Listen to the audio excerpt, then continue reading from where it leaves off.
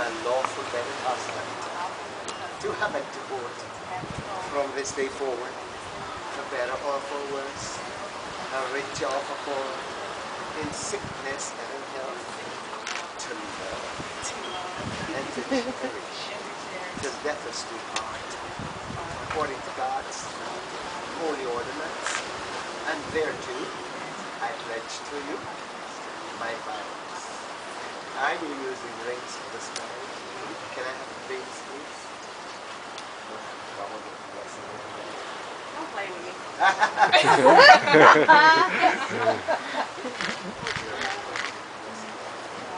Let us bow our heads together in prayer. O Lord, our Lord, how excellent is your name in all the earth.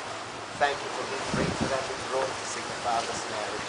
The circle reminds us of eternity, a long-lasting life together. The metal for which they are made is least tarnished, the most enduring, depicting a life of love, joy, peace, and tranquility. Pray that you will bless these rings as the slumber wear them. Amen. Okay, Leanna, we will take Lauren's ring, put it on her left hand, the finger that's closest to the smallest. Stop at joint number 2, gaze in her eyes, and say the red light Jack. It's a pledge, and in token of vows, between us made, with this ring, I be with. Put it right out. Here we go, Lauren. So it's diligent with the Leanna's left hand. Go to joint number 2, gaze in his eyes, and say, Leanna, my dad.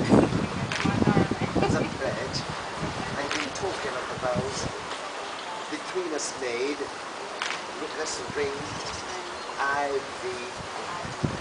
Put it right out. Continue to hold hands and look each other deep in the eyes. For those whom God has joined together, there's no man.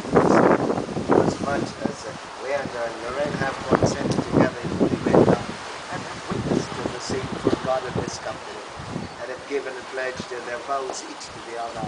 They've also given and received rings as a marriage office on the island of Jamaica, with the power that is vested in me by God and the state. I now pronounce that you are husband and wife.